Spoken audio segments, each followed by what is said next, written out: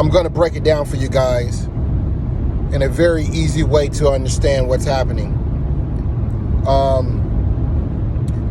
I've worked for 3 of the largest financial firms in the last 10 years.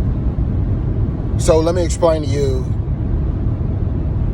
how to think about. So first of all, let's talk about Robinhood. Robinhood is what was known as a free platform. At least that's what they marketed to their customers. And the reason why they were free or considered free to their customers is because they did not charge commissions on open and close orders or buy and sell orders of stock. So they were marketed to their customers at free platforms. However, Robinhood was not free. Okay, so there's a complicated part to understand. I'm going to break it down real simple. Robinhood was never a free platform. Okay, all buys and sells of stocks go to a central routing location that execute orders that give you your buy price and give you your sell price. Okay, in old times, the central location existed, and the little guy, the little accounts would go, their orders would be the little 100 shares, 200 shares, 1,000 shares. Their orders would be executed before large orders, giving the little guy better pricing than what was known as block traders or institutional traders. That's how it was in the past, okay?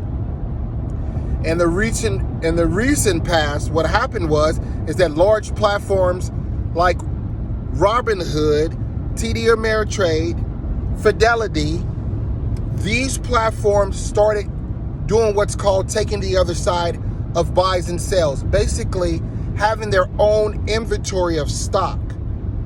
So when you buy in these stocks, you're not buying them from the central location anymore. Although they executed at the central location, you're buying them directly for TD Ameritrade. And that's the reason why TD Ameritrade and Robinhood was on the other side of the trade. I'm going to explain this to you as quick as possible and simple as possible.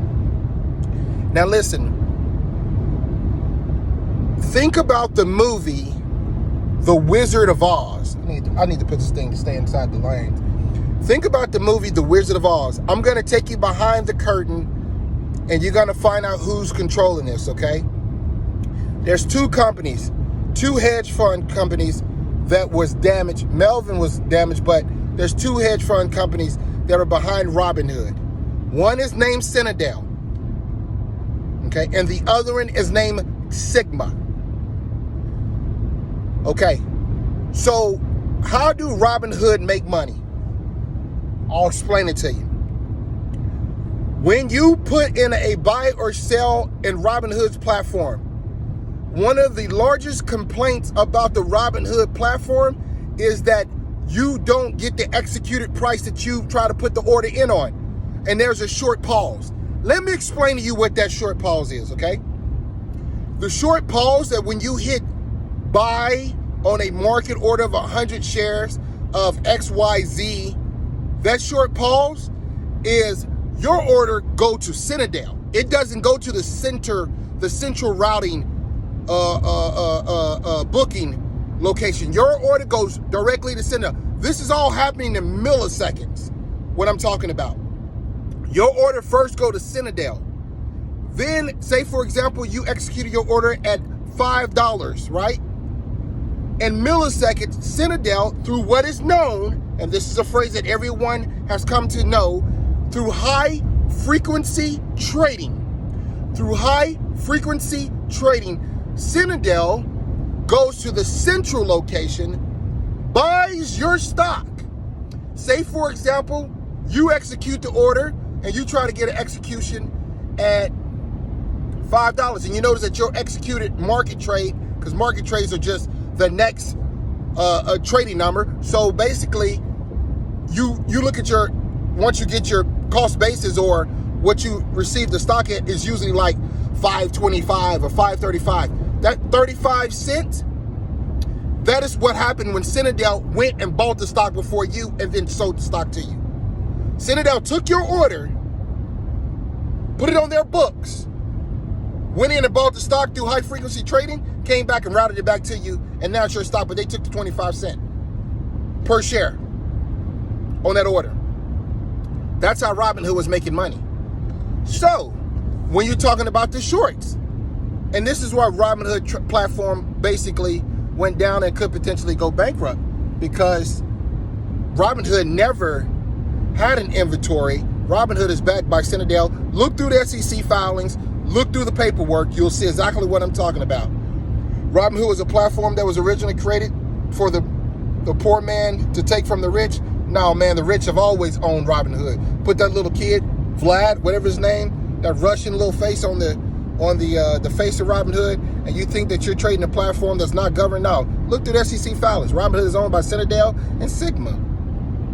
So it's the routing of those shares. That's what happened. And they all have dark pools. They're called dark pools, where those guys team up, those dark pool banks. They all team up and have their own pool of shares of stock. And now you're just affecting the dark pool. But I'm trying to shed some light on, I'm freeballing this off the top of my head, but I'm trying to shed some light on how Robinhood affected the hedge funds, but how Robinhood was never for the people. It was a platform never for the people. I think as of right now, the only two platforms that I currently know that you can pretty much buy large quantities of a GME and AMC would be Fidelity and TD Ameritrade, often known, because they don't want to ruin their name. TD Waterhouse don't want to ruin their name because they was part of that, not allowing people to close out positions, not allowing people to buy positions too.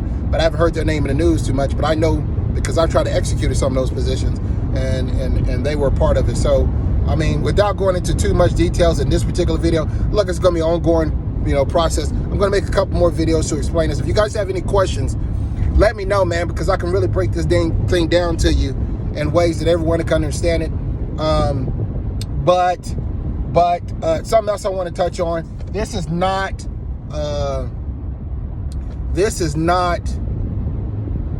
another thing that they're telling the people that is not entirely correct. This is not a situation where these are a bunch of Wendy's employees and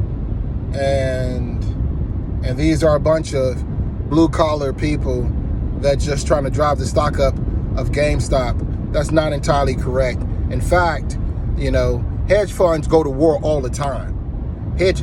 Years ago, a bunch of hedge funds, met up in a room and decided that they were going to go against a hedge fund manager named Bill Eichmann, and went against his trades and lost a bunch of money. And this guy made a ton of money because they were wrong on the wrong side of the trade. Basically, long story short, this is not just blue collar workers and stuff. That stock is up the way it is because there's people that big institutional money is also on the other side of the trade doing longs and not just shorts. So and there's a lot of support. There's support coming from Asia. There's support coming from Africa, Morocco.